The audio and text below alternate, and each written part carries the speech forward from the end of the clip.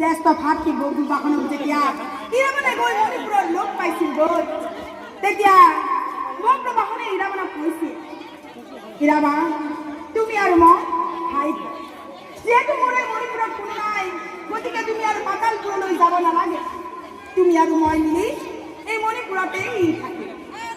হীৰামন ইমানেই অহংকাৰী আছিল যে হীৰামনে স্বয়ং মাতৃৰ কথাও শুনা নাছিল।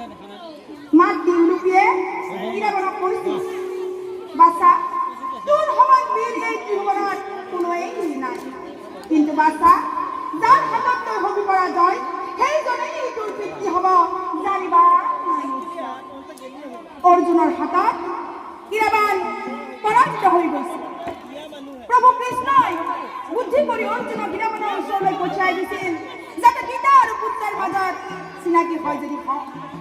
হীৰাবানৰ ওচৰলৈ গৈ অৰ্জুনে যেতিয়া নিজৰ পৰিচয় দাঙি পৰিছিল তেতিয়া খুব দাম্ভিকতাৰে হীৰাবানে কৈছিল, তুমি নেকি ধনঞ্জয়, তুমি মোৰ মনৰ অভিলাষ জানিব আহিছা। আচলতে হীৰাবানে ক'ব লাগিছিল কিবা আৰু কৈ দিলে কিবা।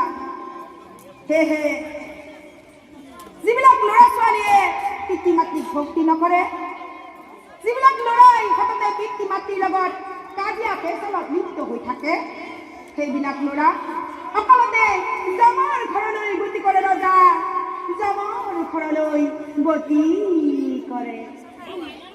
ইৰাবানৰো সেই একেই দশা উপযুক্ত সময়ত ইৰাবানে পিতৃক সন্মান দিব নজনাৰ কাৰণে প্ৰভু কৃষ্ণ ইৰাবানক কল্পকালতে যমৰ ঘৰলৈ পঠিয়াই দিলে ৰজা যমৰ ঘৰলৈ পঠিয়াই দিলে ইয় হৰি